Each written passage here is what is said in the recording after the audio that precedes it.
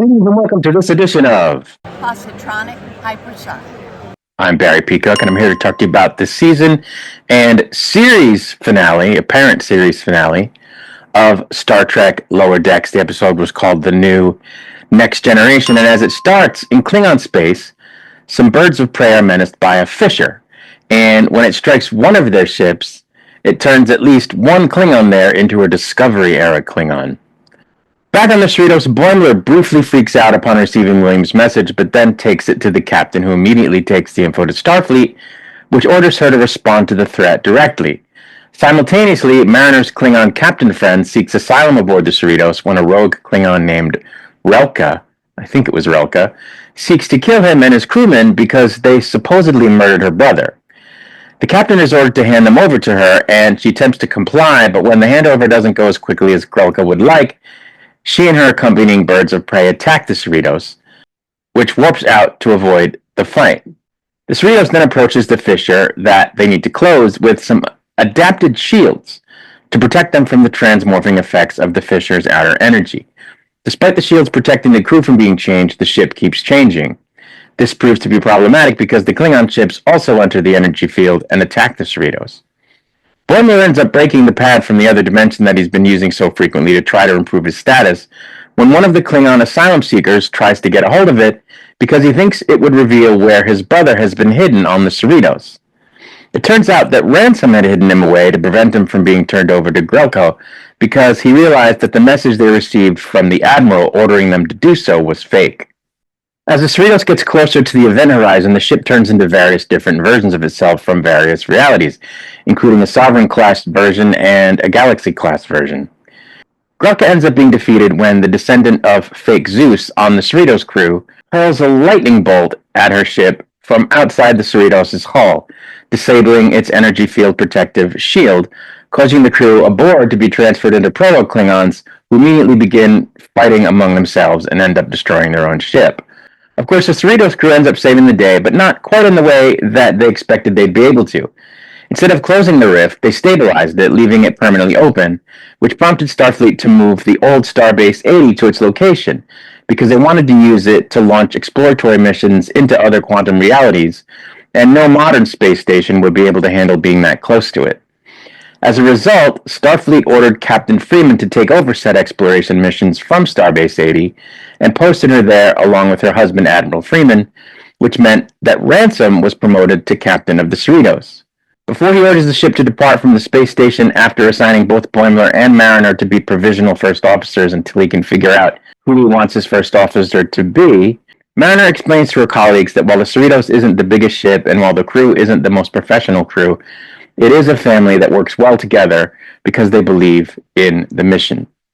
And thus ends the season and the series. So I really liked this episode. I thought it was very action-packed and multi-layered in a way that worked. It wasn't chaotic. And there were a number of really cool hero moments for various members of the crew that I thought were quite awesome. And I especially liked Mariner's final monologue where she talks about how, this ship is different from other ships and their crew is different from other ships, but they believe in the mission, they believe in Starfleet, and they work together as a family to carry out the mission and to succeed, even if sometimes they succeed by bumbling into it. And it's funny because when I first saw the trailers for this show, back before it ever came on, and as I watched the first season, I thought the show was horrible. I did not at all appreciate that they seemed to be making a mockery of Star Trek in spoofing it, and that they were giving us Starfleet officers that were not Starfleet material at all. And it took a while before the show started to grow on me, before I started to see, okay, they do end up telling good stories that have heart and that showcase the human condition, although through comedy and irreverence versus, the way the human condition is usually explored in Star Trek. And I really came to appreciate it. I did think that, some of the stuff was still a little bit too extreme to be considered things that would really happen on a starship. But as the show went on, they even toned that down. And in the last couple of seasons, they really matured the Mariner character and they turned her into a proper Starfleet officer. She is still a little bit irreverent and still has her non-Starfleet sort of quirks that come out, but she has really grown as a character, and I like where they left her. I am really surprised that they did it, but they did it, and it's great. I mean, that's exactly what you're supposed to do on a show. Is you're supposed to have character development, and they took the one thing about the show that I thought was its least good aspect and changed it over time, as it would have happened in real life. It just that the extreme beginning wouldn't have been as extreme as it was on a regular Star Trek show. But they evolved the character the way you're supposed to, and I thought it was great. This show ended as a really strong Star Trek show where that's not how it started at all. And so I got to give them credit, and I'm really happy that they made this show. I'm going to miss it, and I think it ended up being canceled just when it was becoming great, which is sad. There is some hope it might get picked up elsewhere, I'm told, but I don't think that's going to happen.